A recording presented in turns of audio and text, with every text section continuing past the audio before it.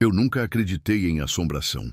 32 anos de estrada, rodando esse Brasil todo de norte a sul, de leste a oeste, e sempre achei que história de fantasma era coisa de quem bebe demais no posto ou dorme pouco demais na boleia. Coisa de gente que fica inventando porque a solidão aperta, mas tem uma noite que eu não consigo tirar da cabeça, por mais que eu tente. Por mais que eu queira acreditar que foi cansaço, que foi a neblina pregando peça, que foi qualquer outra coisa.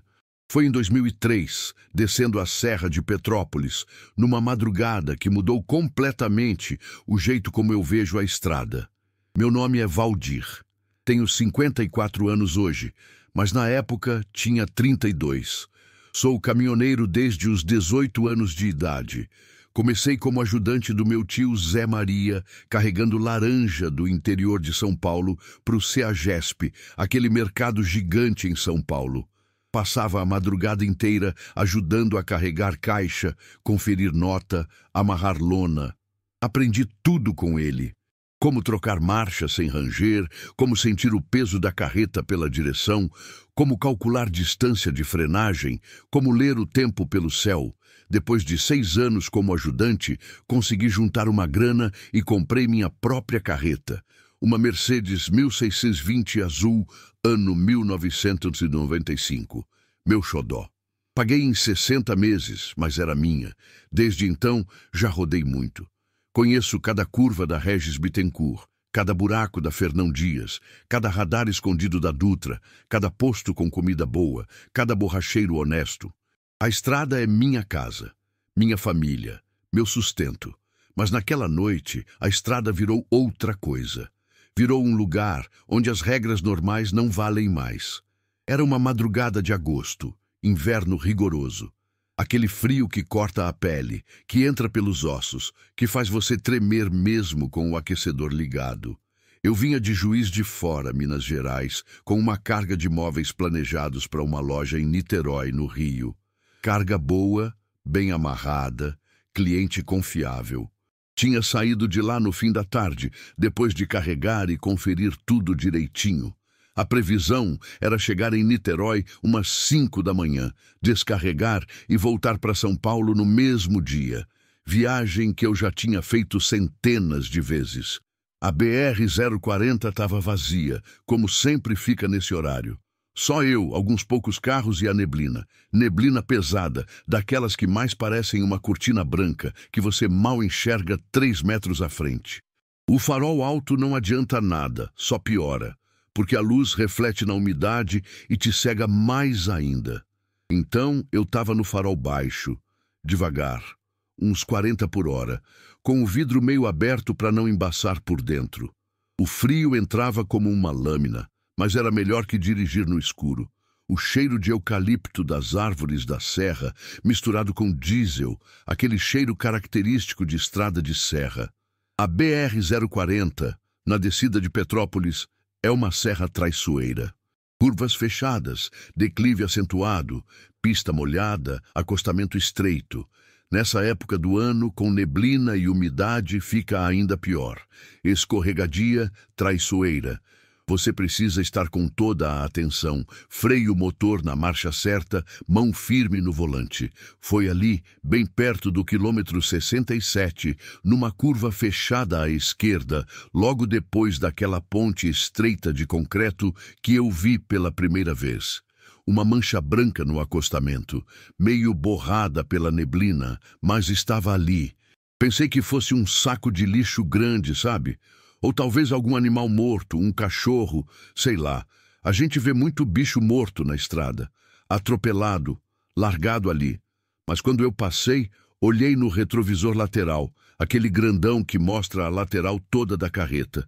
E a mancha tinha se mexido, tenho certeza absoluta. Ela mudou de posição. Diminui mais ainda a velocidade, prestando atenção máxima agora. O coração já acelerou um pouco. Aquela sensação estranha de que algo não estava certo. O rádio, que estava tocando uma música sertaneja baixinho, começou a chiar. Aquele chiado irritante, de estática, como se tivesse saído da frequência sozinho. Bati na lateral do rádio, tentando voltar à sintonia. Nada. Só chiado. Alguns metros depois, numa reta curta antes de outra curva, ela apareceu de novo. Agora não era uma mancha. Era uma figura. Clara, definida. Uma mulher de branco, parada no meio da faixa da direita. Em pé, imóvel, de frente para mim. Eu pisei no freio com tudo. Acionei o freio motor, rezando para a carreta não derrapar. O peso da carga empurra para frente. Você sente a inércia querendo te jogar para cima da pessoa. A carreta derrapou um pouco na pista molhada, mas consegui segurar. Parei a uns 5 metros dela. Meu coração disparou. Taquicardia violenta. Suor frio descendo pelas costas, apesar do frio. Ela ficou ali, parada, me encarando. Vestido branco comprido, até os pés, daqueles vestidos antigos, meio rodado na barra. Cabelo escuro e longo, solto, caindo sobre os ombros. Descalça. Os pés brancos contra o asfalto preto molhado. O rosto eu não conseguia ver direito por causa da neblina e da distância, mas dava para perceber que era uma moça jovem, magra, pálida. Eu buzinei. 1 vez, 2 vezes. Ela não se mexeu, não fez nenhum gesto, não virou a cabeça, nada. Como se fosse uma estátua. Buzinei de novo, mais longo. O som ecoou pela serra vazia. Nada. Liguei o pisca-alerta, puxei o freio de mão e desci da cabine. Minhas pernas tremiam. Não sei se era frio ou medo. Provavelmente os dois. O frio era de cortar, de verdade. Cortante, úmido, penetrante. Minha respiração saía em nuvens grossas de vapor. Calcei a jaqueta melhor, fechei o zíper até em cima. Andei uns 5 metros em direção a ela, devagar, com cuidado. O som dos meus passos na pista era abafado pela neblina. Moça! Moça! Sai da pista! É perigoso, pode vir carro! Minha voz saiu mais alta que eu pretendia, ecoando na serra.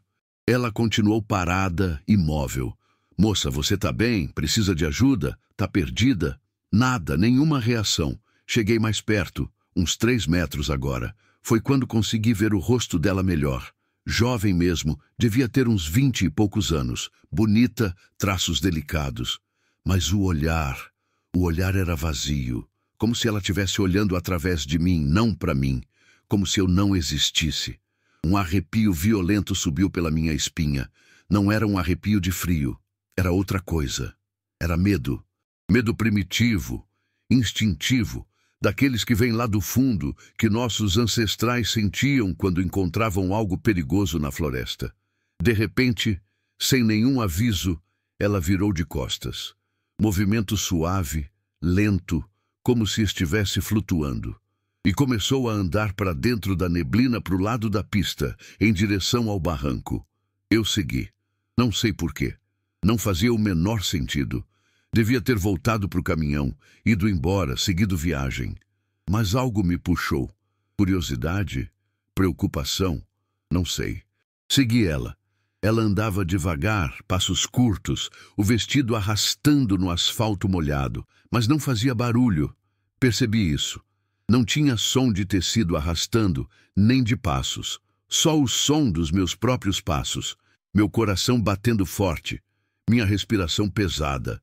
Andamos uns 20 metros assim. Ela na frente, eu atrás, a uns 3 metros de distância. A neblina foi ficando mais densa. Eu começava a perder a referência da estrada. Não via mais o caminhão, não via mais a pista. Só a figura dela, o vestido branco, se movendo lentamente. De repente ela sumiu. Literalmente sumiu, num piscar de olhos. Um segundo estava lá, no outro não estava mais. Eu parei, assustado. Olhei para os lados, para frente, para trás. Nada, só neblina. Neblina densa, silenciosa, envolvente. E foi aí que percebi o silêncio. Um silêncio pesado, anormal. Não tinha som nenhum. Nem grilo, nem vento nas árvores, nem carro ao longe, nem caminhão, nada. Era como se o mundo tivesse sido desligado. Como se eu tivesse entrado num vácuo. A sensação era sufocante, opressiva. O pânico tomou conta. Virei e corri de volta para onde achava que estava o caminhão. Corri cego na neblina, tropeçando, respiração descontrolada. Por alguns segundos que pareceram eternos, achei que tinha me perdido, que não ia achar a carreta. Mas então vi as luzes do pisca-alerta, laranja piscando na neblina branca. Nunca fiquei tão feliz de ver minha carreta. Corri, entrei na cabine, tranquei a porta. Fiquei ali, sentado, respirando fundo, tentando me acalmar. As mãos tremiam tanto que mal conseguia segurar o volante. Foi quando vi, no banco do carona. Tinha algo que não estava ali antes. Uma flor branca, um lírio. Grande, bonito, perfeito. Ainda úmido, como se tivesse acabado de ser colhido. Pétalas brilhando com gotículas de orvalho. O perfume era forte, doce, enjoativo. Enchia a cabine inteira. Meu sangue gelou. Eu não tinha parado em lugar nenhum. Não tinha flores na cabine. Não tinha como aquela flor estar ali. Fiquei olhando para ela, sem entender, sem conseguir processar. Estiquei a mão, trêmula, e peguei a flor com cuidado. Era real, sólida, fria, molhada. Não era imaginação. Não era alucinação. Era uma flor de verdade, física, tangível. Mas como? Como ela tinha aparecido ali? Coloquei a flor no porta-luvas, fechei, respirei fundo várias vezes. Tentei me acalmar. Liguei o motor. Ele roncou. Voltou à vida. O barulho familiar do diesel me trouxe um pouco de conforto. Tirei o freio de mão, engatei a marcha, segui devagar. O rádio voltou ao normal sozinho.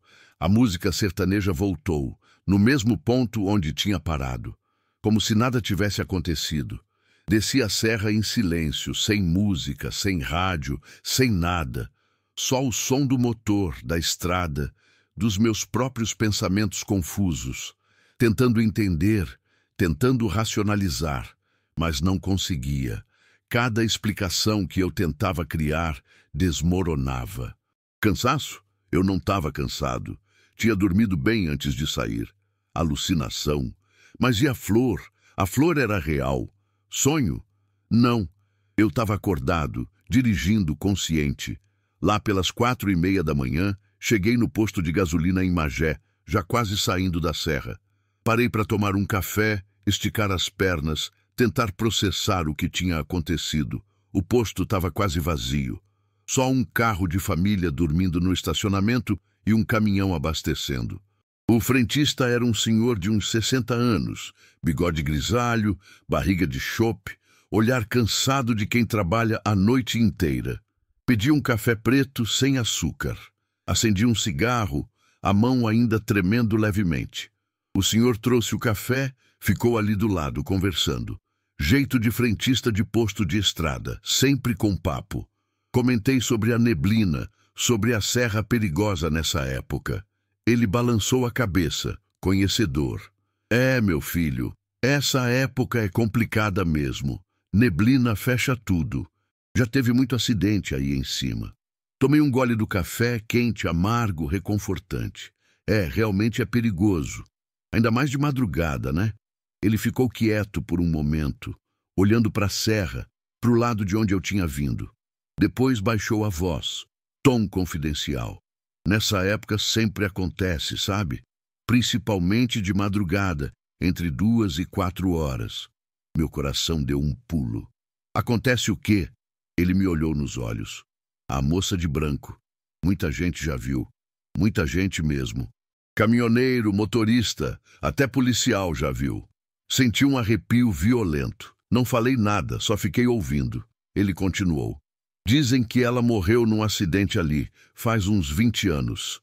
Era noiva, ia casar, estava indo para a igreja, de manhã cedo, quando o carro capotou na curva. O noivo estava dirigindo, estava nervoso, chovendo. Perdeu o controle. Ele sobreviveu. Ela não. Morreu na hora, de vestido de noiva. Minha garganta secou. Tomei mais um gole de café, a mão tremendo. E o pessoal vê ela onde? Ele apontou vago para a serra. ali pela altura do quilômetro 67, sempre no mesmo lugar, sempre de madrugada, sempre com neblina. Alguns dizem que ela acena, outros que ela fica parada no meio da pista.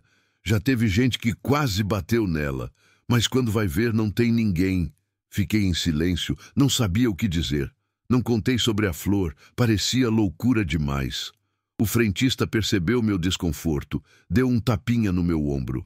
Fica tranquilo, rapaz, ela não faz mal. Dizem que ela só tá perdida, procurando o caminho para a igreja, pro casamento que nunca aconteceu. Pagou o café, agradeceu, voltou para a carreta. Fiz a entrega em Niterói sem problemas. Descarreguei, peguei os papéis assinados, voltei para São Paulo. A flor ficou no porta-luvas durante uns dias. Eu olhava para ela de vez em quando, sem entender. Ela demorou para murchar. Durou quase uma semana, fresca, bonita, perfumada. Quando finalmente murchou, joguei fora num posto. Mas joguei com respeito, sabe? Enrolei num papel, coloquei num lugar limpo. Não sei por quê, só parecia certo fazer assim. Depois daquele dia, voltei a passar por Petrópolis centenas de vezes. Sempre tomei cuidado naquele trecho. Sempre diminuía a velocidade perto do quilômetro 67. Algumas vezes vi a cruz branca no acostamento, com flores, sempre velhas, murchas, esquecidas. 2 vezes eu mesmo parei e deixei flores novas, lírios brancos. Parecia justo. Hoje eu respeito a estrada de um jeito diferente. Não é só asfalto, máquina, peso, velocidade. Tem algo mais. Algo que a gente não vê, não entende, mas que está ali. Energias, memórias, almas, sei lá. Aprendi que a vida é misteriosa, que nem tudo tem explicação lógica, que tem coisas entre o céu e a terra que a nossa razão não alcança. E que às vezes, quando você menos espera, quando acha que conhece todos os caminhos, a estrada te mostra que você não sabe nada. Alguns colegas riem quando eu conto. Dizem que foi cansaço, imaginação, medo da serra. Mas eu sei o que vi, sei o que senti. E sei que aquela flor não apareceu do nada. Ela foi deixada ali, por ela, pela moça de branco. Não sei por quê. Talvez como um aviso. Talvez como um pedido de ajuda, talvez só para mostrar que ela existe, que ela está ali, presa, esperando. E até hoje, sempre que passo por Petrópolis de madrugada, quando a neblina cai pesada e o frio aperta, eu olho para o acostamento com mais atenção. E sempre que chego no quilômetro 67, o rádio chia. Sempre, sem falhar, aquele mesmo chiado. E por um segundo, só um segundo, eu tenho certeza que vejo uma mancha branca no retrovisor. Relato 2. A carreteira e o menino da ponte. Meu nome é Cláudia. Tenho 39 anos e sou carreteira há 17. Isso mesmo, carreteira. Mulher, na estrada. Sozinha. Muita gente acha estranho, eu sei. Nos postos, os frentistas sempre me olham com surpresa. Outros caminhoneiros às vezes fazem piada, acham que vou pedir ajuda para trocar pneu, para fazer manobra, mas eu cresci nisso. Estrada é meu DNA. Meu pai era caminhoneiro, meus 2 irmãos também. Aprendi a dirigir carreta com 14 anos, escondida no pátio da transportadora onde meu pai trabalhava. Final de semana, quando não tinha ninguém, ele me deixava treinar. Engatar, desengatar, fazer baliza, curva, ré. Tudo. Aos 18 tirei a carteira. Aos 22 comprei minha primeira carreta com a grana que juntei trabalhando de tudo um pouco. Uma Volvo NH12 prata, ano 2000. Motor 420. Linda. Meu xodó. Hoje tenho minha própria carreta, faço rota fixa entre Porto Alegre e Curitiba. Conheço cada pedaço daquela BR-116 de cor e salteado. Cada posto, cada trevo, cada lombada eletrônica, cada radar, cada buraco, cada trecho perigoso. Já passei por muita coisa. Já fiquei presa na neve em São Joaquim. Já quase capotei em pista molhada. Já tive princípio de sequestro e consegui fugir. Já dormi na boleia com uma faca debaixo do travesseiro. Já chorei de solidão, de cansaço, de saudade. Mas nunca pensei em desistir. Estrada é minha vida. Mas tem um dia que mudou tudo. Foi numa tarde de setembro de 2011. Faz mais de 12 anos, mas parece que foi ontem. Eu estava voltando de Curitiba para Porto Alegre. Carga leve de telhas cerâmicas. Cliente pequeno, frete pequeno, mas era trabalho. Não podia recusar. Tinha carregado de manhã cedo, saído umas 9 horas. A BR-116 estava tranquila naquele dia, coisa rara. Sol forte, céu azul daqueles que só o sul tem, sem uma nuvem. Temperatura agradável, vento fresco entrando pela janela, música no rádio, uma playlist de rock que eu gostava. Estava tranquila, sem pressa, dirigindo no meu ritmo. Era umas 3 da tarde quando passei por aquela ponte. Uma ponte velha de concreto, perto de Mafra, Santa Catarina. Pequena, pista simples, estreita, sobre um riozinho que nem nome direito eu sei. Ponte feia, mal cuidada, com rachadura no concreto, mato alto crescendo nas laterais, ferragem enferrujada aparecendo. Daquelas pontes antigas que deveriam ter sido reformadas faz tempo, mas nunca foram. Lugar meio largado, meio esquecido, sem casa perto, sem comércio, só mato e estrada. Foi exatamente no meio da ponte que eu vi ele, um menino, sentado bem na beirada do meio-fio, do lado direito da ponte, com as perninhas balançando para fora, sobre o vazio. Devia ter uns 8, 9 anos. Magro, moreno, cabelo bem curtinho, quase raspado. Bermuda azul marinho, daquelas de tactel, camiseta branca básica, chinelo de dedo. Ele estava sentado ali, tranquilo, como se fosse o lugar mais normal do mundo para uma criança ficar. Quando passei, ele olhou para mim e acenou. Um aceno infantil, simpático, ingênuo. Instintivamente, acenei de volta pelo retrovisor, mas meu cérebro imediatamente começou a processar a estranheza daquela cena. Que um menino daquela idade estava fazendo ali sozinho? Numa ponte perigosa sobre um rio, longe de qualquer casa, sem adulto por perto, sem bicicleta, sem nada. De onde ele tinha vindo? Para onde ia? Não fazia sentido nenhum. Passei a ponte e continuei. Mas a imagem dele não saiu da minha cabeça. Ficou martelando. Menino sozinho. Lugar perigoso. Tarde caindo, ia escurecer em algumas horas. E se ele se machucasse? E se caísse da ponte? E se fosse uma criança perdida? E se os pais estivessem procurando? Como mãe, eu tinha meu filho de 6 anos em casa com a minha mãe. Aquilo me apertou o coração de um jeito que não dava para ignorar. Uns 2 quilômetros depois, tomei a decisão. Encostei no acostamento, liguei o pisca-alerta. Peguei o celular para ligar para a polícia, avisar sobre a criança. Olhei na tela, sem sinal. Típico daquela região. Montanhas, vales, sinal de operadora fraco. Tentei as 3 operadoras que eu tinha, chip, nenhuma pegava. Droga, fiquei em dúvida. Voltar? Mas voltar com carreta carregada não é simples. Teria que achar um trevo, um lugar seguro para virar, dar toda a volta, perder no mínimo 40 minutos, talvez 1 hora. E ainda tinha que descarregar em Porto Alegre até às 7 da noite. Se atrasasse, o cliente não recebia. Eu perdia a diária. Mas era uma criança possivelmente em perigo. A consciência venceu o bolso. Decidi seguir até o próximo posto, avisar alguém com telefone fixo, pedir para ligar para a polícia, para o conselho tutelar, para alguém. Dei partida, voltei para a pista. Acelerou. O próximo posto que eu conhecia ficava uns 15 quilômetros à frente. Cheguei lá uns 15 minutos depois. Um posto pequeno, família, 2 tanques de gasolina, uma lojinha simples. Estacionei do lado. Desci correndo, procurando o frentista.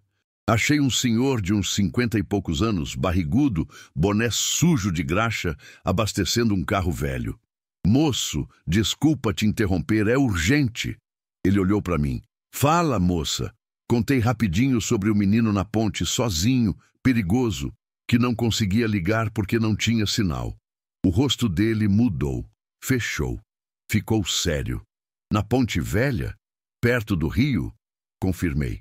Isso mesmo, um menino de uns 8, 9 anos, bermuda azul, camiseta branca. Ele largou a bomba de gasolina, veio mais perto de mim, baixou a voz. Dona, que horas a senhora viu isso? Olhei no relógio. Faz uns 20 minutos, por volta das 3 horas. Ele balançou a cabeça devagar, olhar pesado. A senhora melhor não voltar lá, não. Não entendi. Como assim? Tem uma criança sozinha, é perigoso. Ele coçou a cabeça, claramente desconfortável. Dona, escuta. Não é a primeira vez que alguém vê esse menino. Acontece direto. Sempre de tarde, sempre naquela ponte, sempre sozinho. Mas quando a gente volta lá, nunca tem ninguém. Meu estômago apertou. Como assim nunca tem ninguém? Eu vi ele. Claro, como tô te vendo agora. Ele suspirou. Eu acredito que a senhora viu. Muita gente já viu. Caminhoneiro, motorista, motoqueiro, sempre a mesma descrição. Menino de uns 8, 9 anos, bermuda azul, sentado na ponte, sempre acenando. Senti um arrepio. Mas quem é ele? O frentista olhou para os lados, como se não quisesse que outras pessoas ouvissem. Chegou mais perto. Dizem que foi um acidente. Faz uns 10, 12 anos. O guri brincava na ponte com a mãe. Subiu no meio-fio, perdeu o equilíbrio. Caiu. O rio estava cheio, época de chuva, correnteza forte. Ele afogou. A mãe pulou atrás para tentar salvar. Afogou também. Acharam os 2, 3 dias depois, rio abaixo. Meu sangue congelou nas veias. Fiquei sem palavras. O frentista continuou. Desde então, tem gente que vê o menino. Sempre no mesmo lugar, sempre de tarde, sempre sozinho. A polícia já foi chamada dezenas de vezes. Nunca acha ninguém. Já procuraram, já investigaram. Nada. Só a ponte vazia. Fiquei parada ali, processando, tentando entender. Mas eu vi ele. Ele estava ali, real. O frentista deu um meio sorriso triste. Eu acredito, dona. Mas é melhor seguir viagem. Não tem nada que a senhora possa fazer. Agradeci. Meio zonza. Voltei para a carreta. Subi na cabine. Sentei. Fiquei ali parada alguns minutos pensando. Não era possível. Eu tinha visto um menino de carne e osso. Tinha acenado para ele. Ele tinha acenado de volta. Ele tinha olhado para mim. Não era espírito. Não era imaginação. Era real. Tentei me convencer que tinha sido outra criança, outra família. Coincidência.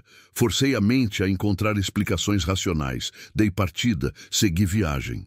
Cheguei em Porto Alegre no fim da noite, descarreguei no dia seguinte cedo, fiz toda a burocracia. Mas a história do menino não saía da cabeça. Ficava remoendo, incomodada, perturbada. 2 dias depois, peguei a mesma rota de volta. Porto Alegre para Curitiba. Dessa vez, saí bem cedo, ainda de madrugada, umas 5 horas. Quando passei pela ponte, já era dia claro, umas 8 da manhã. Diminuí bastante, olhei com toda a atenção. A ponte vazia. Só concreto velho, mato, ferragem, nenhuma criança. Acelerei e segui, um pouco aliviada. Fiz a carga em Curitiba, voltei. Dessa vez era tarde de novo, final de tarde, sol começando a baixar. Mesma hora, mais ou menos, que tinha sido da primeira vez. Quando me aproximei da ponte, senti o coração acelerar. Diminuí a velocidade. Mais ainda. A uns 50 metros da ponte, estava quase parando. E então vi. Lá estava ele. Sentado no mesmo lugar exato, mesma bermuda azul, mesma camiseta branca, mesma posição, pernas balançando, acenando. Meu coração disparou, as mãos ficaram suadas no volante. Parei a carreta bem na entrada da ponte, antes de entrar nela. Liguei o pisca-alerta. Respirei fundo várias vezes, tentando me acalmar. Desci da cabine devagar. Minhas pernas tremiam. Ele continuava ali, sentado, sorrindo, um sorriso de criança, inocente, feliz. Comecei a andar em direção a ele, passos lentos, cautelosos. Oi, tudo bem? Minha voz saiu trêmula. Você está sozinho? Está perdido? Onde estão seus pais? Ele não respondeu. Só continuou sorrindo, balançando as pernas, olhando para mim com aqueles olhos escuros, brilhantes. Cheguei mais perto. 5 metros. 4. 3. Foi quando percebi. O sol ainda estava forte, batendo de lado, criando sombras longas de tudo. Eu tinha sombra comprida no chão da ponte. A grade da ponte tinha sombra, o mato ao lado tinha sombra, mas ele não. Ele não tinha sombra. Não tinha nenhuma marca escura embaixo dele, nenhuma projeção, nada. Parei na hora. Gelei. Olhei melhor, forçando a vista. Não era ilusão de ótica. Não era problema de ângulo. Ele simplesmente não projetava sombra. E tem mais. A roupa dele. Olhei com mais atenção. A bermuda, a camiseta, pareciam antigas. Não do tipo vintage moderno. Antigas de verdade. O corte, o tecido, a forma, como se fossem de 10, 15 anos atrás. E o chinelo. Chinelo de dedo, simples, gasto. Modelo que não fabricam mais. Minha garganta fechou. O medo tomou conta, mas não era medo dele.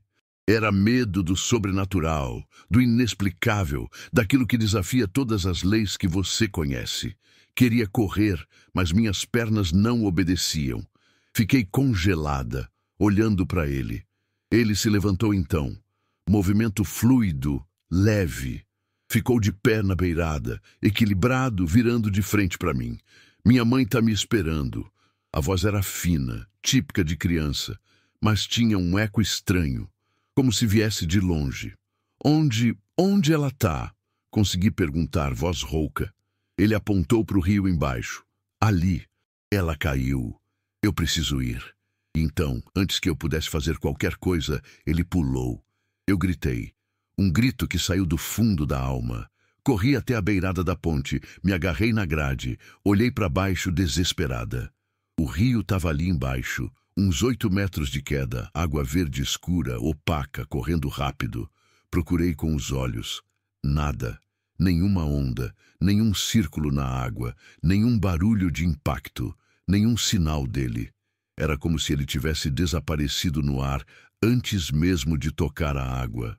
Fiquei ali, agarrada na grade, tremendo, chorando, sem entender nada. Minutos se passaram. Ou foram segundos? Não sei. Finalmente consegui me soltar, caminhar de volta para a carreta. As pernas bambas, mal me sustentando. Foi subindo no degrau da cabine que vi. Tinha algo ali, deixado bem no degrau de entrada, um carrinho de brinquedo, daqueles carrinhos pequenos de plástico que criança brinca, vermelho com rodinhas pretas, velho, desbotado pelo sol, sujo de terra e arranhado. Como se tivesse ficado ao tempo por anos. Peguei o carrinho com mão trêmula. Era sólido, real. Pesava na mão. As rodinhas giravam, meio travadas de tão velhas. Coloquei ele no banco do carona, subi, fechei a porta, tranquei. Fiquei ali sentada, chorando, rezando, sem saber o que fazer. Finalmente reuni forças, dei partida e fui embora. Dirigi no automático, a mente distante, processando. Cheguei em Porto Alegre já de noite. Fui direto para casa. Abracei meu filho até ele reclamar que estava apertando demais. Não dormi naquela noite. Fiquei acordada, o carrinho na minha mão, olhando, pensando. No dia seguinte, ainda em casa, liguei o computador. Pesquisei. Menino afogado Ponte Mafra BR-116. Demorou, mas achei. Uma notícia antiga de 2001. Portal de notícias local. Tragédia na BR-116. Mãe e filho morrem afogados.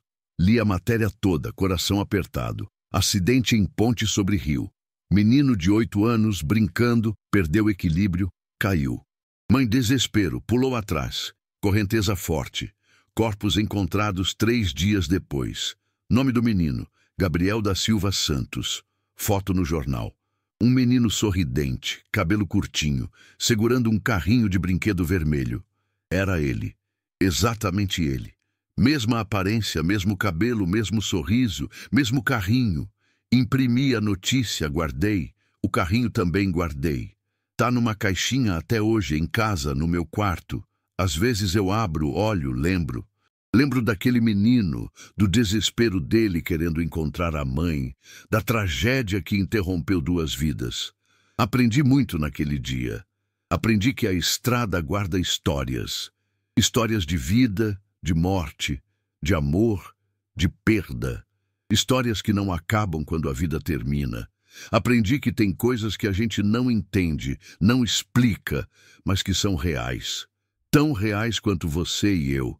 Aprendi a respeitar esses lugares, a passar devagar, em silêncio, com reverência. Tem gente que ri quando eu conto. Colegas de estrada, família, amigos, dizem que foi ilusão, que eu estava cansada, que foi sugestão depois que o frentista contou a história. Mas eu sei a verdade. Eu vi aquele menino antes de saber da história. Eu o vi 2 vezes. Eu o vi pular. E aquele carrinho não veio do nada. Ele foi deixado ali, por ele, como prova, como pedido, como memória. Desde aquele dia, sempre que passo pela ponte, e passo pelo menos 2 vezes por semana, eu diminuo, faço uma oração. Não sou muito religiosa, não frequento igreja, mas faço uma oração simples, do coração, pela alma do Gabriel e da mãe dele, para que encontrem paz onde quer que estejam, para que se reencontrem do outro lado e finalmente possam descansar.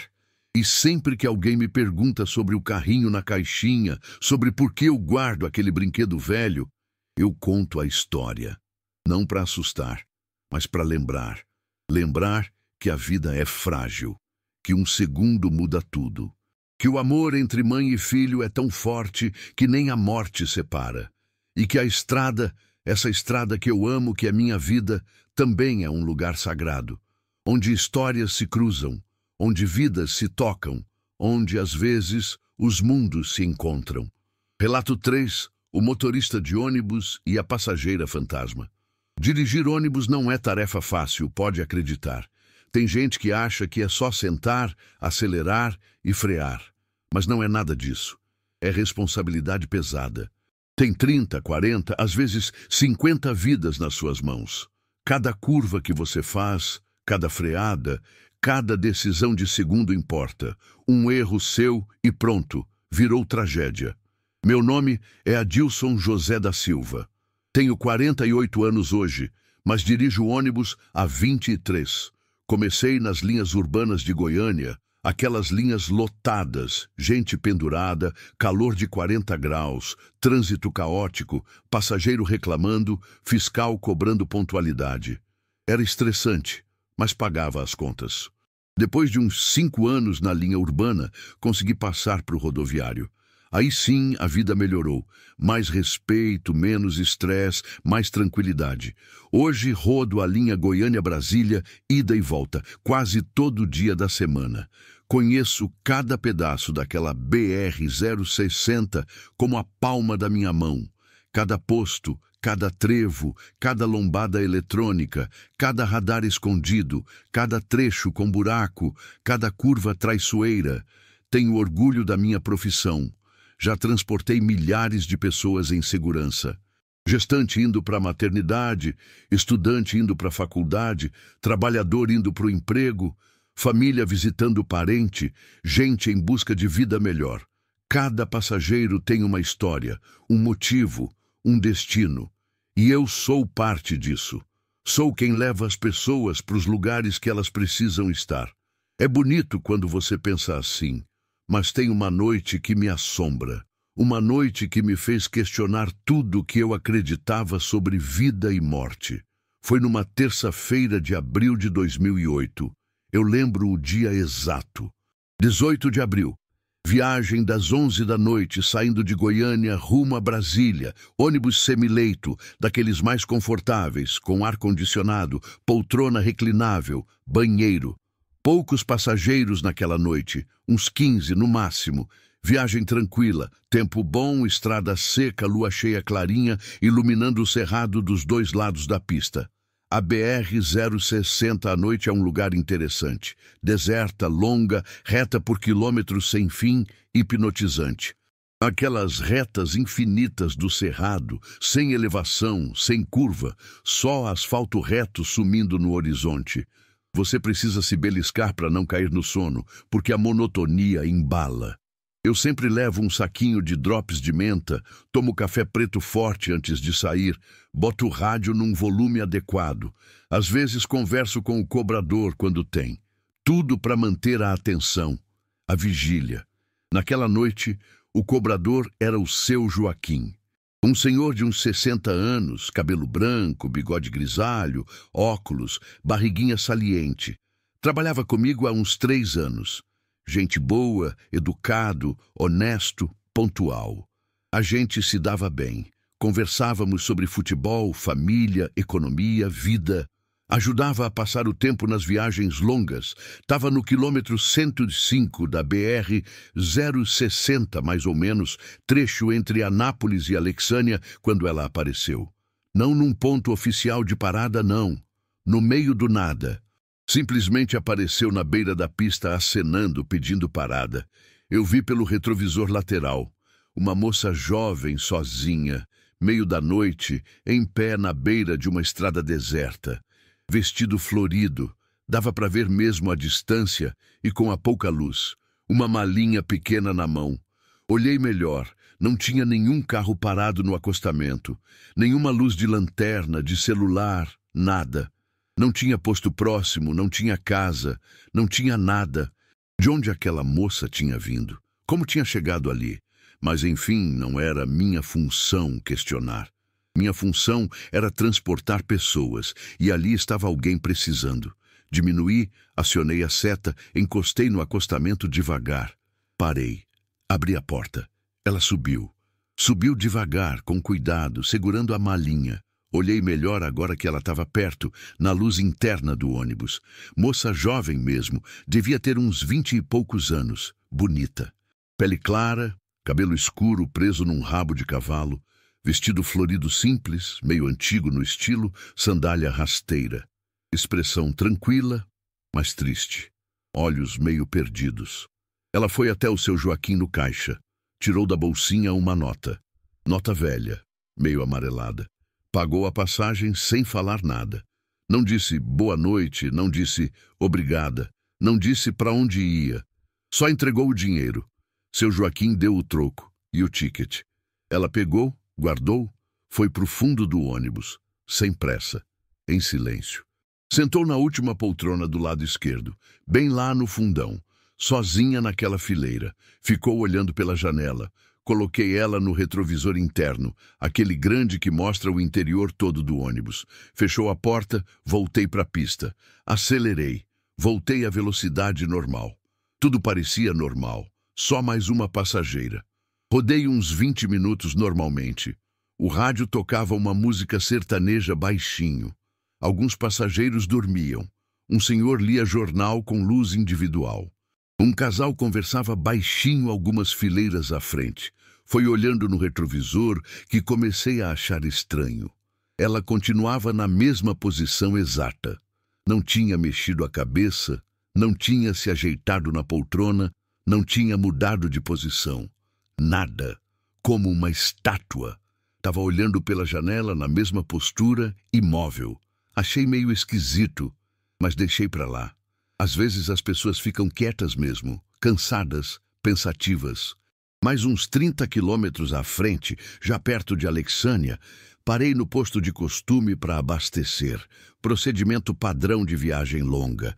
Desliguei o motor, acionei o freio de mão, pisca-alerta. Desci para esticar as pernas enquanto o frentista abastecia. Alguns passageiros desceram também, foram no banheiro, comprar água, lanche. Fiquei do lado de fora observando, fumando um cigarro. Seu Joaquim desceu também. Ficou na porta, conferindo quem descia e subia, como sempre fazia. Era protocolo. Tinha que controlar. Uns 10 minutos depois, dei a volta no ônibus, conferi pneu, suspensão, luzes, tudo ok. Voltei. Foi quando seu Joaquim me chamou de lado, expressão preocupada. Adilson, você viu a moça que subiu lá no quilômetro 105? Confirmei que sim. Aquela de vestido florido, que sentou lá no fundo. Ele balançou a cabeça. Pois ela sumiu. Não entendi. Como sumiu? Ele apontou para o ônibus. Não tá mais lá. Fui conferir os passageiros, ela não tá. Voltamos para o ônibus juntos. Caminhamos pelo corredor até o fundo. A poltrona onde ela tinha sentado estava vazia. Olhamos embaixo, do lado, nada. Perguntei para os passageiros ao redor. Uma senhora de uns 50 anos que estava dormindo acordou assustada. Que moça! Não vi ninguém. O casal, algumas fileiras à frente, também negou. Não reparamos, desculpa. Um senhor que lia jornal jurou de pé junto.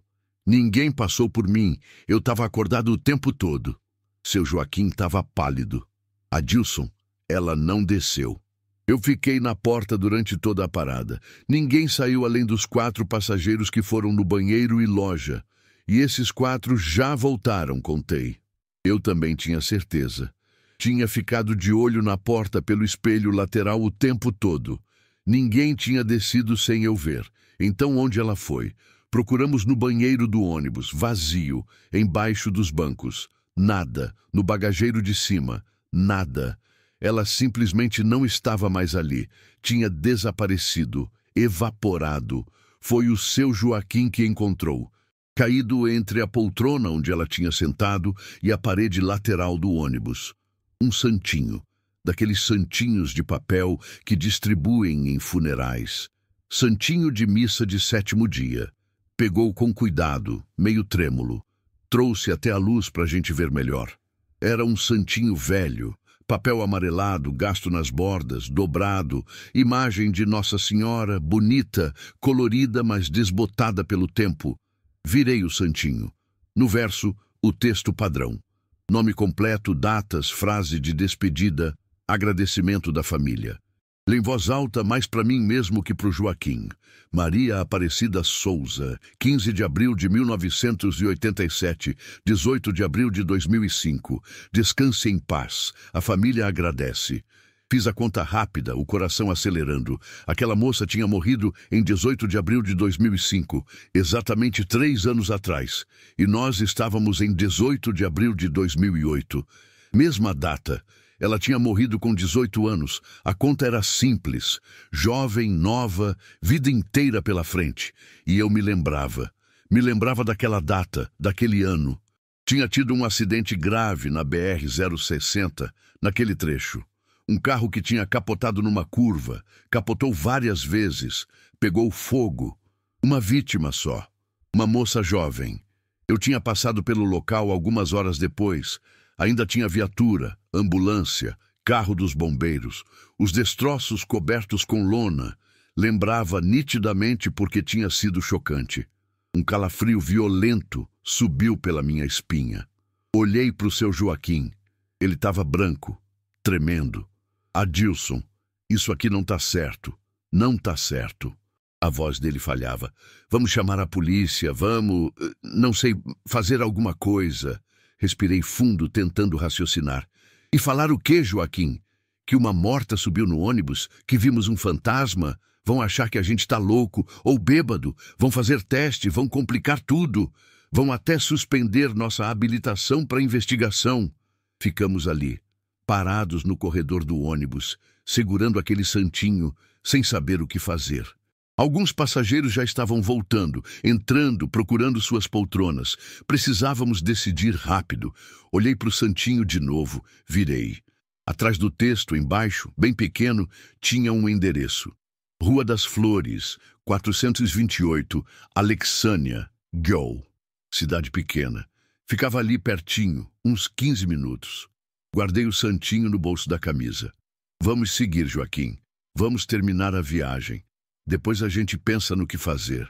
Ele concordou, ainda tremendo. Voltamos para os nossos postos. Ele sentou no caixa, eu na direção. Esperei os passageiros se acomodarem. Conferi pelo retrovisor. Todos nos lugares. Dei partida. O motor pegou normal. Soltei freio, engatei marcha, voltei para a pista. O resto da viagem até Brasília foi tenso, silencioso. Eu não conseguia parar de pensar. Minha mão tremia levemente no volante. Quando passamos pelo quilômetro onde ela tinha subido, olhei para o acostamento com atenção. Tinha uma cruz branca, simples, com flores murchas embaixo, iluminada pela lua cheia, brilhando, clara. Eu nunca tinha reparado naquela cruz antes. Mas agora ela estava ali, óbvia, gritante. Cheguei na rodoviária de Brasília sem mais incidentes. Passageiros desceram, agradeceram, foram embora. Seu Joaquim e eu ficamos sozinhos no ônibus vazio. Ele olhou para mim. E agora? Peguei o santinho do bolso. Vou em Alexânia, amanhã, no meu dia de folga. Preciso descobrir. Fiz a volta, dirigi de volta para Goiânia, cheguei de madrugada. Fui para casa, tentei dormir. Não consegui. Fiquei revirando na cama, pensando, relembrando, questionando minha própria sanidade. Será que tinha acontecido mesmo? Será que nós dois tínhamos alucinado juntos? Mas o santinho estava ali, real, amarelado, velho, prova física, tangível. No dia seguinte peguei meu carro, um Gol velho, mas funcionando, e voltei para a BR-060. Dirigi até Alexânia, cidade pequena, pacata, interiorana. Ruas calmas, comércio pequeno, todo mundo se conhece. Procurei a Rua das Flores, achei fácil. Rua residencial, casas simples, bem cuidadas, número 428. Casa pequena, pintada de azul claro, portão azul marinho, jardim na frente com flores, rosas, cravos, margaridas. Respirei fundo várias vezes antes de bater. Finalmente criei coragem. Caminhei até o portão, bati palma. Ô de casa! Uma senhora apareceu na porta. Devia ter uns 50 e poucos anos. Cabelo grisalho preso num coque. Vestido simples, avental estampado. Rosto cansado, mas bondoso. Pois não, meu filho? Respirei. Boa tarde, dona. Desculpa incomodar. Meu nome é Adilson. Eu vim perguntar sobre Maria Aparecida. O rosto dela mudou completamente. Empalideceu. Os olhos encheram de lágrimas na hora. Maria Aparecida? Minha filha? O que o senhor sabe dela? A voz embargada. Contei a história. Toda. Desde o momento que ela subiu até o desaparecimento. O santinho. Tudo. Mostrei o santinho. A senhora começou a chorar. Segurou o papel com mãos trêmulas. Entre, por favor, entre. Entrei. A casa era simples, limpa, cheirosa. Sala pequena com sofá, televisão, fotos na parede. Muitas fotos. E em todas elas, uma moça jovem, bonita, sorridente. Era ela, a mesma que tinha subido no ônibus. Mesma cara, mesmo cabelo, mesmo jeito. A senhora me ofereceu café. Aceitei. Sentamos na mesa da cozinha. Ela contou a história, entre lágrimas e pausas. Maria Aparecida era filha única. Sonhava em estudar em Brasília, fazer faculdade de enfermagem. A família era simples, mas estava juntando dinheiro. O plano era se mudar, a mãe, o pai e ela, para Brasília. Começar vida nova. Maria tinha até conseguido a vaga na universidade. Mas 2 semanas antes da mudança, em abril de 2005, ela morreu. Acidente de carro na BR-060. Voltava de Brasília depois de uma visita para conhecer a universidade. Carona com uma amiga. A amiga dormiu no volante. O carro saiu da pista. Capotou. A amiga sobreviveu com ferimentos leves. Maria morreu na hora. 18 anos. Vida inteira pela frente. Sonhos, planos, futuro, tudo interrompido. Era o sonho dela, sabe, moço? A mãe falou, secando as lágrimas com o avental. Ir para Brasília, estudar, ajudar as pessoas como enfermeira. Ela era tão boa, tão dedicada. E nós íamos junto. Ia ser um recomeço para a família, mas Deus quis diferente. Mostrei o santinho de novo. A senhora quer ficar com ele? Ela segurou, apertou contra o peito. Obrigada, moço. Obrigada por trazer de volta. E obrigada por me contar. Saber que ela tentou, que ela ainda queria. Isso me traz um pouco de paz. Ficamos conversando mais 1 hora.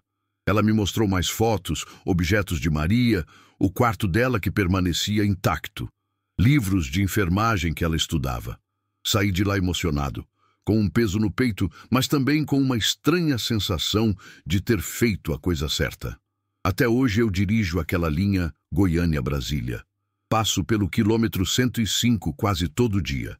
E sempre que passo, diminuo um pouco. Olho para o acostamento. A Cruz Branca ainda está lá. Agora sempre tem flores novas. A mãe vai lá, deixa. Às vezes eu também deixo. Compro num posto antes, paro rapidinho, coloco junto das outras. A estrada me ensinou muito naquele dia. Ensinou que nem tudo tem lógica racional. Que tem mistérios que desafiam a ciência, a física, tudo que a gente aprende. Ensinou que às vezes as pessoas deixam coisas inacabadas quando morrem. Sonhos não realizados. Lugares onde não chegaram. E que de alguma forma misteriosa elas tentam concluir. Mesmo depois da morte, nem que seja só uma última vez. Não sei se acredito em fantasma. Não sei se o que vi foi espírito, energia, memória impressa no espaço, sei lá. Não tenho resposta, mas sei que vi aquela moça. Ela subiu no meu ônibus. Seu Joaquim também viu. Nós dois não podemos ter alucinado a mesma coisa. E o Santinho era real, velho, amarelado, provando que tudo aconteceu. Desde então, respeito cada passageiro de um jeito diferente, cada pessoa que sobe, cada história, porque nunca se sabe quem realmente está sentado ali atrás, de onde vem, para onde vai, ou se ainda está tentando chegar em algum lugar que a morte impediu. E sempre, quando é 18 de abril, aniversário da morte dela, eu passo pelo quilômetro 105 devagar. Bem devagar, e olho. Parte de mim espera vê-la de novo, acenando, pedindo carona, tentando ir para Brasília, para o seu sonho. Mas ela nunca mais apareceu. E acho que é assim que deve ser. Acho que ela finalmente conseguiu fazer a viagem naquela noite e encontrou paz. Relato 4. O frentista e a noite que o tempo parou. Trabalhar num posto de gasolina de beira de estrada é viver num mundo à parte. É tipo estar numa ilha, sabe? Um pedacinho iluminado de civilização no meio da escuridão infinita da estrada. Durante o dia, você vê de tudo. Gente apressada, atrasada, estressada. Famílias em viagem, crianças gritando no banco de trás. Motorista de caminhão parando rapidinho, sempre com pressa, representante comercial, vendedor viajando, gente normal, vida normal. Mas a madrugada é outra história. A madrugada traz o lado estranho da vida. As pessoas que aparecem de madrugada são diferentes, mais caladas, mais cansadas, mais perdidas. É quando aparecem os motoristas bêbados, os fugitivos, os desesperados, os solitários. E às vezes coisas que não deveriam existir. Meu nome é Rodrigo Almeida, tenho 28 anos, trabalho como frentista há 7, desde os 21. Posto BR, na BR-101, ali pela altura de Itajaí, litoral de Santa Catarina. Turno da madrugada, das 10 da noite às 6 da manhã. São 8 horas que parecem uma vida inteira. 8 horas onde tudo pode acontecer. Já vi muita coisa nesses 7 anos. Já ajudei gente em pânico porque o carro pifou. Já vi acidente, vi briga de casal, vi assalto. Graças a Deus que não fui vítima ainda.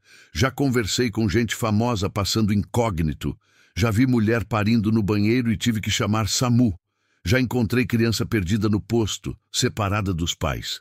Já vi de tudo. Mas tem uma noite que eu nunca vou esquecer. Uma noite que desafiou tudo que eu sei sobre realidade, sobre tempo, sobre vida e morte. Foi em janeiro de 2014, verão quente. Daqueles verões do sul, onde o calor é úmido, pesado, grudento. Aquele calor que faz a camisa colar no corpo, que o suor escorre sem parar, que o ar-condicionado mal dá conta. A noite começou normal. Movimento fraco, típico de terça-feira. Terça é sempre dia fraco em posto. Abasteci alguns carros, 2 motos, um caminhão pequeno. Lá pelas meia-noite, uma Kombi velha cheia de surfistas voltando de Floripa parou. Rapaziada jovem, animada, pranchas amarradas no teto. Abasteci, eles compraram água, salgadinho, foram embora deixando cheiro de praia e som de música alta. Depois disso, nada. O posto ficou vazio, silencioso. Eram umas 2 da manhã. O gerente tinha saído para resolver algo no escritório. Sempre deixava eu sozinho no turno mais calmo. Confiava em mim. Fiquei ali, sentado na cadeira de plástico perto das bombas, olhando o celular, matando o tempo. A BR-101 estava deserta, sem movimento.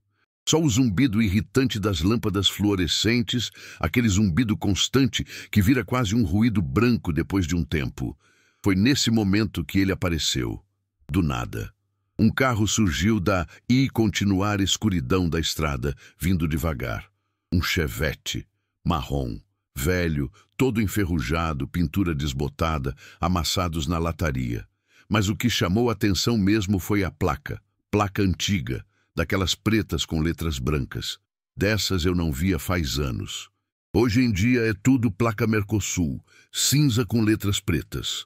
Antes disso, era placa cinza com letras pretas. Mas aquela placa preta lá deve fazer uns 30 anos que mudou. O carro tossiu, motor falhando, soltando fumaça preta pelo escape. Parou bem em frente à bomba, com um último ronco agoniado. Levantei da cadeira, caminhei até o carro. O motorista desceu. Um senhor. Devia ter uns 60 anos, talvez um pouco mais. Chapéu de palha na cabeça, daqueles chapéus de sitiante, camisa xadrez apertada na barriga, calça jeans desbotada, botina, rosto cansado, olheiras fundas, barba por fazer. "Boa noite", cumprimentei. Ele acenou com a cabeça. "Moço, enche o tanque. Tenho pressa." A voz era rouca, cansada, arrastada, sotaque carregado do interior profundo. Peguei a mangueira, destravei a bomba, comecei a abastecer. Enquanto enchia, aproveitei para olhar o carro melhor. O Chevette estava surreal. Por fora, velho e maltrati continuado. Ferrugem comendo a lataria, para-choque amassado, um farol quebrado com fita isolante. Mas por dentro era outra história. Olhei pelo vidro. O interior estava impecável. Banco de couro bege, sem rasgo, sem desgaste. Painel de madeira envernizada, brilhando. Volante com capa de couro trançado. Rádio antigo, daqueles de botão giratório, com visor analógico. Tudo limpinho, conservadíssimo. Como se o tempo tivesse passado apenas do lado de fora. "Carro bonito por dentro", comentei, tentando puxar conversa. Ele só deu de ombros acendendo um cigarro. Cigarro sem filtro daqueles antigos. A fumaça tinha cheiro forte, picante, diferente dos cigarros modernos. Ficou ali, parado do lado, fumando em silêncio, olhando para a estrada vazia. O tanque encheu, 32 litros. Travei a bomba, enrolei a mangueira. Fui até o caixa dentro da lojinha para fazer a conta. Calculei o valor. Voltei. "Deu R$ 86,40, senhor." Ele enfiou a mão no bolso da calça. Tirou uma carteira de couro velha e gorda. Abriu. Começou a tirar notas. Quando ele me entregou o dinheiro, meu coração parou. Literalmente parou por um segundo. Eram notas antigas. Cruzeiros. Aquelas notas velhas, papel fino, coloridas, com valor impresso que não valia mais nada. Peguei as notas na mão. Incrédulo. Olhei para ele. Senhor, essa moeda não vale mais. Faz muitos anos que mudou. Isso aqui é cruzeiro. A gente usa real agora." Segurei as notas na mão sem saber o que fazer. Ele me olhou confuso, irritado. "Como assim, rapaz? Que história é essa? Saí de casa hoje cedo com dinheiro novo do banco." Tentei explicar com calma. "Senhor, o cruzeiro foi substituído em 1994. Faz 20 anos. Hoje a moeda é o real. Essa nota aqui não vale mais nada, infelizmente." Mostrei para ele uma nota de R$ 20 que tinha no bolso, para comparar. Ele balançou a cabeça, cada vez mais irritado e confuso. "Você tá maluco, garoto? Que 1994? Hoje é 15 de janeiro de 1992. Quarta-feira, 1992. A voz dele subiu de tom. "Eu saí de Blumenau essa tarde. Tenho que chegar em Joinville antes do amanhecer. Minha filha tá no hospital. O bebê não resistiu. Ela tá sozinha. Preciso chegar." Meu sangue gelou nas veias. Senti um arrepio violento subir pela espinha. Senhor, hoje é 15 de janeiro de 2014. Não é 1992. É 2014. 22 anos depois. Ele ficou pálido, branco como papel. Começou a tremer. Não, não pode ser, não é possível. Como? Como pode ser 2014? Olhou em volta, desesperado, como se procurasse algo familiar. Olhou para o posto, para as bombas modernas, para o meu uniforme, para tudo. Onde eu tô? O que está acontecendo comigo? A voz dele começou a falhar. Ele cambaleou. Segurei o braço dele. Calma, senhor, calma. Senta aqui. Guiei ele até o meio-fio de concreto perto das bombas. Ele sentou, pesado, segurando a cabeça com as duas mãos. Peguei uma garrafa de água da geladeira, abri, ofereci. Bebe, senhor. Bebe um pouco. Ele bebeu. A mão tremendo tanto que a água derramava. Respingos caindo na calça, no chão. Tentei processar o que estava acontecendo. Aquilo não fazia sentido nenhum. Nenhum. Um homem que acha que está em 1992, delírio, Alzheimer, alguma doença mental. Mas e o carro? E as notas antigas? E a placa preta? Sentei no meio-fio ao lado dele. Qual o seu nome, senhor? Ele demorou para responder, como se tivesse que fazer esforço para lembrar. Osvaldo Ferreira da Silva. A voz saiu fraca. E sua filha? Ele levantou o rosto, olhos vermelhos, cheios de lágrimas. Clarissa, minha Clarissa. Ela estava grávida de 6 meses. Teve um acidente, bateu o carro. O bebê não resistiu. Nasceu morto. Ela está internada em Joinville, no São José, sozinha. O marido dela está viajando a trabalho. Não conseguiram contato. Eu preciso chegar lá. Preciso estar com minha filha. O desespero na voz dele era real, profundo, de pai. Senti o coração apertar. Peguei meu celular. Vou procurar aqui, senhor. Vou tentar achar informação. Digitei o nome dele. Osvaldo Ferreira da Silva Blumenau. Os resultados apareceram. Meu sangue congelou de novo. Primeira entrada. Necrologia, obituário, notícia de jornal. Osvaldo Ferreira da Silva, 58 anos, falecido em 16 de janeiro de 1992. Continuei lendo, o coração batendo forte. Acidente fatal na BR-101, entre Itajaí e Joinville. Veículo Chevette capotou após derrapar em pista molhada.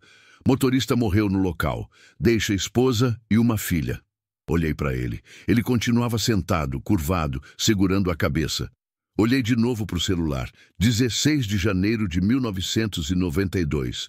Ele tinha morrido no dia seguinte ao dia que ele achava que era hoje. Morrido ali, nesse trecho, indo para Joinville, tentando chegar na filha. Não tive coragem de contar. Não consegui. Guardei o celular. Fiquei ali sentado ao lado dele em silêncio, sem saber o que fazer, o que dizer, como agir. O tempo passou, ou não passou, não sei. Era uma sensação estranha, como se o tempo tivesse ficado denso, lento, pesado. Olhei para o relógio no pulso, 02:17. Os ponteiros parados, balancei o relógio. Nada, parado em 02:17. Olhei para o relógio digital da loja.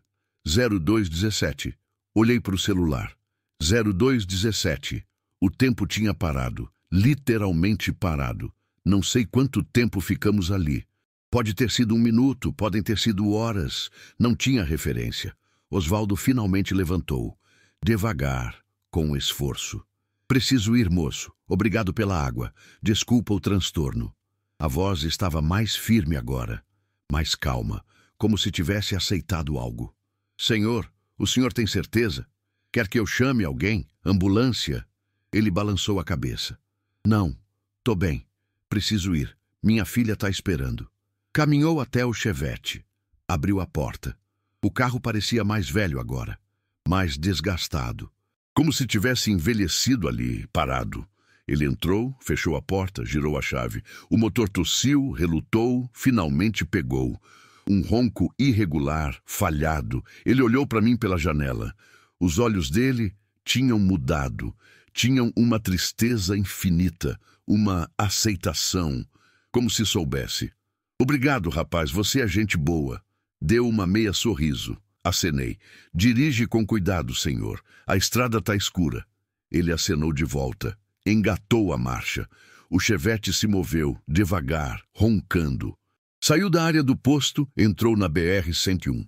As lanternas traseiras vermelhas piscavam, fracas. Vi ele seguir pela estrada, devagar. As luzes ficando menores, mais fracas. Depois de uns 50 metros, dobraram na curva e sumiram. Fiquei parado ali, sozinho, no meio do posto iluminado. O silêncio voltou, o zumbido das lâmpadas. E, de repente, barulho. Carros passando na BR. Um caminhão buzinando ao longe. Grilos cantando no mato. Como se o mundo tivesse sido desligado e agora religado. Olhei para o relógio. 02:18. Tinha passado 1 minuto, só 1 minuto. Mas eu tinha certeza que tinha ficado muito mais tempo ali com ele. Olhei para o chão onde ele tinha sentado. Tinha algo. Peguei. Um isqueiro. De metal. Pesado. Prateado. Velho. Arranhado. Tinha iniciais gravadas. O F. Osvaldo Ferreira. Coloquei o isqueiro no bolso. Fui até o caixa, guardei as notas de cruzeiro que ele tinha me dado. Sentei, ainda tremendo, tentando processar. O que tinha acontecido? Tempo que voltou? Fantasma? Dimensão paralela? Alguém preso entre mundos? Quando o gerente voltou, umas 40 minutos depois, perguntei se ele tinha visto o Chevette. Ele franziu a testa. Que Chevette? Não passou carro nenhum aqui faz mais de 1 hora. Tava vazio quando cheguei. Não insisti. Guardei as notas, guardei o isqueiro, guardei a história. No dia seguinte, ainda meio zonzo, pesquisei mais. Achei o obituário completo. Achei informações sobre a filha, Clarissa Ferreira. Ela tinha sobrevivido ao parto, tinha se recuperado. Casou de novo anos depois. Teve outros filhos. Hoje mora em Joinville. Trabalha como professora. Vida normal. Feliz, pelo que dava para ver nas redes sociais. Pensei em procurá-la, devolver o isqueiro, contar o que tinha visto. Mas desisti. O que ia dizer? Que vi o pai dela, morto há 22 anos, tentando chegar nela, que ele parou no posto, que conversamos, ia achar que sou louco. Ou pior, ia abrir feridas antigas, trazer dor. Guardei o isqueiro numa gaveta em casa. Tá lá até hoje. Às vezes pego, olho, acendo, a chama ainda funciona. Às vezes, quando acendo, sinto um cheiro diferente. Não é só gás do isqueiro, é outro cheiro. Cheiro de cigarro sem filtro, cheiro de carro velho, cheiro de tempo. Continuo trabalhando no mesmo posto, mesmo turno, mesma rotina. Mas mudei. Mudei a forma como vejo as coisas. Aprendi que o tempo não é linear como a gente pensa. Que tem dobras, falhas, lugares onde o passado e o presente se tocam, lugares onde pessoas presas no tempo tentam terminar o que começaram. Aprendi que o amor de pai por filha é tão forte que rompe barreiras, até a barreira da morte, até a barreira do tempo. Osvaldo morreu tentando chegar em Clarissa, e naquela noite, 22 anos depois, de alguma forma misteriosa, ele conseguiu tentar de novo. Não chegou, claro, o destino já estava escrito, mas ele tentou, e acho que isso importa. Às vezes, nas madrugadas, quando o posto está vazio e silencioso, eu olho para a estrada, esperando. Parte de mim acha que ele pode voltar, que aquela dobra no tempo pode abrir de novo, mas desde aquela noite nunca mais. Talvez tenha encontrado a paz, talvez tenha aceitado. Talvez tenha conseguido, de alguma forma, em algum plano que não entendemos, chegar até ela. E sempre que é 15 de janeiro, aniversário daquela noite estranha, eu fico mais atento, olho cada carro que passa. Principalmente os velhos, os chevetes, os fusquinhas, os carros de outra época. Porque aprendi que a estrada é um lugar de mistério. Um lugar onde o impossível acontece, onde o tempo brinca, distorce, se dobra, e onde, às vezes, os que se foram tentam voltar, nem que seja só por um momento roubado da eternidade. Relato 5. O ajudante e a estrada que não existia. Ser ajudante de caminhão é trampo pesado, não tem moleza. Você acorda cedo, antes do sol nascer. Vai dormir tarde, quando já passou da meia-noite. Carrega peso o dia inteiro, caixa, saco, tambor, qualquer coisa. Seu corpo vira um só músculo dolorido. Descarrega tudo de novo no destino. Troca pneu furado no meio do nada, debaixo de sol de 40 graus ou chuva gelada. Confere carga, amarra lona, sobe e desce da carreta 50 vezes por dia. Fica de olho no patrão quando ele cochila na direção. Cuida para ele não dormir e capotar. É braço, é suor, é atenção constante. Mas também tem um lado bom. É liberdade, é estrada. É ver o Brasil inteiro, de norte a sul, cada paisagem diferente. Cerrado, caatinga, pampa, floresta, praia, serra. É conhecer gente, ouvir história, aprender na prática. É viver na boleia, com o vento no rosto, o mundo passando pela janela. Meu nome é Jean Carlos, mas todo mundo me chama só de Jean. Tenho 24 anos. Comecei como ajudante com 19, logo depois que larguei a escola no segundo ano do médio. Não era para mim, escola. Nunca fui de ficar sentado prestando atenção em professor falando de fórmula e átomo. Gostava era de ação, de movimento, de fazer as coisas com as mãos. Meu patrão é o seu Manuel, um senhor de 50 e poucos anos. Sério, mas gente boa. Justo. Paga certinho, trata bem, não grita, não humilha. A gente se dá bem. Rodamos juntos faz 5 anos já, principalmente Centro-Oeste e Norte. Goiás, Mato Grosso, Tocantins, Pará. Levamos de tudo. Ração para fazenda, soja para o porto, madeira certificada, maquinário agrícola, carga pesada, carga leve, carga chata. Não escolhemos muito. Trabalho é trabalho. O que vou contar aconteceu ano passado, 2023, final de outubro. Estávamos voltando de Cuiabá para Goiânia, depois de entregar um carregamento de ração para uma fazenda gigante no interior do Mato Grosso. Carga de retorno, milho, granel, carreta toda cheia, pesada. A BR-364 é longa, cansativa. Reta atrás de reta, asfalto bom em alguns trechos, péssimo em outros. Muito caminhão, muito calor, muito nada dos dois lados. Saímos de Cuiabá cedo, umas 6 da manhã. O plano era chegar em Goiânia no fim da noite, umas 10, 11 horas. Viagem longa, mas tranquila. Paramos em Rondonópolis para almoçar. Uma costela no bafo num restaurante de estrada que a gente já conhecia. Boa, suculenta. Barriga cheia, disposição renovada. Pegamos a BR-070 em Barra do Garças, seguindo para Goiânia. Tudo correndo normal. Anoiteceu, aquele anoitecer rápido do interior, quando o sol some num instante e pronto, é noite. Seu Manuel estava dirigindo. Eu no carona, meio cochilando, meio acordado. A estrada estava deserta, típico daquele trecho, sem movimento, sem posto, sem luz. Só nós, o asfalto e a escuridão gigante do cerrado dos dois lados. Foi ali, perto de Araguaiana, pouco antes da divisa com Goiás, que vimos a placa. Uma placa verde, dessas oficiais de indicação de rodovia. Atalho, Goiânia 230 km. Com uma seta apontando para a direita. Seu Manuel diminuiu instintivamente. Jean, você conhece esse atalho? Espiguei mais atento agora. Não, nunca vi. Você conhece? Ele balançou a cabeça. Também não, mas se economiza 70 quilômetros, hesitou. Pegou o GPS do painel. Aparelho velho, mas funcionava. Ligou, esperou carregar. Olhamos. O GPS mostrava só a BR-070 seguindo reto. Nenhum atalho, nenhum desvio. Estranho. Olhamos de novo para a placa. Ela estava ali, clarinha, iluminada pelos faróis. Real, oficial. Deve ser novo, o GPS não atualizou ainda, eu disse. Seu Manuel ficou pensando. Pode ser, às vezes demora para atualizar estrada nova. Ele olhou para o painel. Tamo com diesel bom, pneu ok. Se é atalho oficial, deve ser seguro. Vamos tentar? Concordei. Vamos. Se der ruim, a gente volta. Ele ligou a seta, reduziu marcha, virou à direita. Saímos da BR-070, entrando numa estrada secundária. A estrada era asfaltada. Estreita, pista simples, mas em bom estado. Asfalto liso, sem buracos, sem rachadura, estranhamente perfeito para uma estrada secundária do interior. Não tinha linha divisória pintada no meio, não tinha acostamento, mas a pista era reta e bem conservada.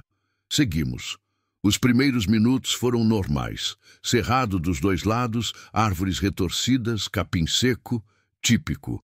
A noite estava clara, lua crescente no céu, algumas estrelas, faróis do caminhão iluminando a estrada vazia à frente. Mas depois de uns 10 minutos, começou a ficar estranho. Percebi primeiro uma ausência. Não tinha nada. E quando digo nada, é nada mesmo. Nenhuma casa, nenhuma cerca, nenhum poste de luz, nenhuma placa, nenhum animal atravessando, nenhuma árvore identificável. Era como se o mundo tivesse sumido e só restasse aquela estrada. Tá esquisito, seu Manuel murmurou. Olhei para ele. Ele tinha as duas mãos firmes no volante, postura tensa. Tá muito vazio. Continuamos. A escuridão dos dois lados foi ficando mais densa, mais sólida. Os faróis iluminavam o asfalto, mas não iluminavam nada além. Como se tivesse uma parede negra nos dois lados, engolindo a luz. Tentei ligar o rádio. Só chiado. Aquele chiado alto, irritante, de estática pura. Mudei de estação. Chiado, mudei de novo. Chiado. AM, FM. Tudo chiado. Desliguei. O silêncio ficou pesado. Só o ronco do motor diesel, o som dos pneus no asfalto. Peguei meu celular. Sem sinal. Nenhuma barrinha. Tentei as 3 operadoras. Nada. Olhei para o GPS. A tela tinha apagado. Tentei ligar de novo. Tela azul, depois preta. Morto. Seu Manuel, acho melhor a gente voltar. Minha voz saiu mais nervosa do que eu queria. Ele concordou. Também acho. Isso aqui não está certo. Começou a diminuir, procurando um lugar para manobrar carreta carregada. Mas a estrada era estreita demais. Sem acostamento, sem baía, nada. Vou ter que achar um lugar mais largo, ele disse. Continuamos. 1 quilômetro, 2, 3. A estrada não mudava. Mesma largura, mesma reta, mesma escuridão. Ele começou a ficar nervoso. Eu também. Jean, não é possível que essa estrada seja reta para sempre. Tem que ter um desvio, um trevo, alguma coisa. Mais 5 quilômetros. Nada mudava. Foi quando percebemos outra coisa. Estávamos rodando faz tempo demais. Já deviam ter passado 40 minutos desde que entramos. A uns 80 por hora, devíamos ter rodado mais de 50 quilômetros. Mas a estrada parecia exatamente igual ao primeiro quilômetro, como se não estivéssemos saindo do lugar. Isso não está certo. Não está certo, Jean. A voz do seu Manuel tinha medo agora. Medo real. Ele parou o caminhão no meio da pista mesmo. Desligou o motor. Silêncio total. Pesado. Opressivo. Vou dar ré, voltar pela mesma estrada. Ele engatou a ré, começou a manobrar. Lento, cuidadoso, virou a carreta completamente. Agora estávamos na direção oposta. Deu partida. Acelerou. Mas quando olhamos para frente, para a direção de onde tínhamos vindo, era igual. A mesma estrada reta infinita. Sem placa, sem entrada, sem nada. Como se nunca tivéssemos entrado. Como se aquela estrada não tivesse início nem fim. Só existisse. O pânico começou a apertar meu peito. Respiração acelerada, coração disparado. Olhei para o seu Manuel. Ele estava pálido, suando, apesar do ar-condicionado. Jean, o que a gente faz? O que a gente faz? Nunca tinha visto ele assim. Sempre foi o cara tranquilo, controlado. Ver ele com medo me apavorou mais ainda. Vamos continuar. Tem que ter uma saída. Minha voz tremia. Ele acelerou de novo. Voltamos a rodar. A sensação era surreal. Como estar preso num loop, numa dimensão onde só aquela estrada existia. Comecei a rezar baixinho. Não sou muito religioso, mas ali, naquele momento, só a fé mesmo. Rodamos mais 15, 20 minutos. Ou foi menos, ou mais. Não tinha mais noção de tempo. O relógio do painel marcava horários erráticos. 21h45, depois 20h12, depois 22h30. volteando sem lógica. De repente, uma luz, pequena, muito pequena, no meio da estrada, à frente. Seu Manuel freou bruscamente. A carga pesada empurrou a carreta para frente, patinando um pouco. Paramos. A luz ficou ali, parada, piscante. Uma lanterna. Alguém com uma lanterna. Conforme ficamos parados, a luz começou a se aproximar. Lenta. Até que vimos. Uma criança. Um menino. Devia ter uns 10 anos. Sozinho, no meio daquela estrada impossível, segurando uma lanterna amarela. Bermuda, camiseta, tênis. Expressão calma, normal. Como se aquilo fosse a coisa mais natural do mundo. Ele se aproximou, bateu no vidro do seu Manuel. Meu patrão, hesitante, abriu o vidro. Oi, tio. A voz do menino era tranquila, infantil. Vocês estão perdidos? Seu Manuel engoliu seco. Tamo, guri. Muito perdidos. Você sabe sair daqui? O menino acenou que sim. Sei. É só seguir reto mais um pouquinho. Logo vocês vão ver a saída. Quanto é um pouquinho? Ele deu de ombros. Não sei, mas não desiste não, tio. Não para. Se parar, não sai mais. Um arrepio subiu minha espinha. Como você tá aqui, guri? Sozinho? Ele olhou para mim, sorriso inocente. Eu moro aqui, nessa estrada, faz tempo. Antes que pudéssemos perguntar mais, ele estendeu algo pela janela. Tio, leva isso, vai precisar. Era uma foto, velha, preto e branco, amarelada, amassada. Seu Manuel pegou. Obrigado, menino. O guri acenou, virou as costas, começou a andar de volta para a escuridão. A lanterna dele foi sumindo, piscando, até desaparecer completamente. Ficamos parados, olhando um para o outro. Olhamos para a foto. Era uma foto da estrada, da mesma estrada onde estávamos. Mas na foto tinha uma cruz branca no lado direito e ao fundo, borrado, mas legível, uma placa. Saída BR-070, 2 km. Vamos, seu Manuel disse. Acelerou. Seguimos. Não sei explicar, mas alguma coisa mudou. A estrada parecia menos opressiva, menos infinita, como se tivesse voltado a ter dimensão, lógica, fim. E então apareceu. A cruz, uma cruz branca, simples, fincada no lado direito da pista, exatamente como na foto. Meu coração saltou. Ali! A cruz! Igual à foto! Seu Manuel acelerou mais. E logo depois, a placa. Saída BR-070, 2 km. Nunca fiquei tão feliz de ver uma placa na vida. A cada metro, o mundo ia voltando. Começamos a ver árvores de novo, cercas, um poste ao longe. A lua ficou mais clara, as estrelas mais visíveis. A escuridão sólida foi se desfazendo. A saída apareceu. Voltamos para BR-070. O GPS religou sozinho, mostrando nossa posição correta. O celular pegou o sinal, apitando com mensagens atrasadas. O rádio voltou a funcionar. Música sertaneja tocando baixinho. Seu Manuel não parou. Acelerou.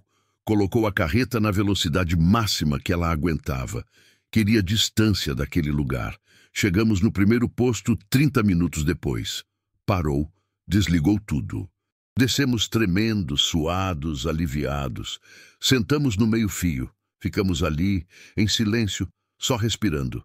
Felizes de estar vivos, de estar de volta na realidade. Olhamos a foto de novo. Viramos. No verso tinha algo escrito. Letras apagadas, quase invisíveis pelo tempo. Conseguimos ler com esforço. Para quem se perde o caminho de volta, não desistam. E uma assinatura ilegível. E uma data, 03/08/1978. Jean, o que foi aquilo? Seu Manuel me olhou, olhos arregalados. Balancei a cabeça. Não sei, seu Manuel, não faço ideia. E era verdade, não fazia. Chegamos em Goiânia de madrugada, horas atrasados. Descarregamos o milho no dia seguinte, depois em casa pesquisei. Procurei sobre aquela estrada, aquele atalho. Nada, não existe. Não tem registro, não tem mapa, não tem menção em lugar nenhum. A placa que vimos, ninguém mais viu. O menino, nem pensar. Mas a foto, essa é real. Tenho ela guardada comigo até hoje, prova física de que aquilo aconteceu. De que entramos num lugar que não deveria existir. Um lugar fora do mapa, fora da lógica, fora do mundo normal. E que, por algum milagre, conseguimos sair. A estrada me ensinou humildade naquele dia. Ensinou que não somos donos de nada, que tem forças maiores que a gente, mistérios que jamais vamos entender. Ensinou que, às vezes, quando tudo parece perdido, quando não tem mais esperança, aparece uma luz. Pequena, fraca, mas suficiente. E essa luz pode ser a salvação. Nunca mais pegamos atalho desconhecido. Nunca. Mesmo que prometa economizar 100 quilômetros. Não vale o risco. E sempre, sempre levamos uma cópia daquela foto com a gente, plastificada, na carteira, para lembrar, para respeitar e para agradecer por ter voltado, porque a estrada guarda segredos, segredos que é melhor não descobrir e lugares que é melhor não entrar. Mas se entrar, se perder, não desista, não pare, continue. Porque em algum lugar, mesmo na escuridão mais densa, sempre tem um caminho de volta. Sempre tem alguém ou algo esperando para mostrar. Basta ter fé e coragem para continuar. E você? Já passou por algo que não sabe explicar na estrada? Já viu algo que desafiou tudo que você acreditava? Conta aí nos comentários. A gente quer saber, porque a estrada é grande e as histórias dela são infinitas.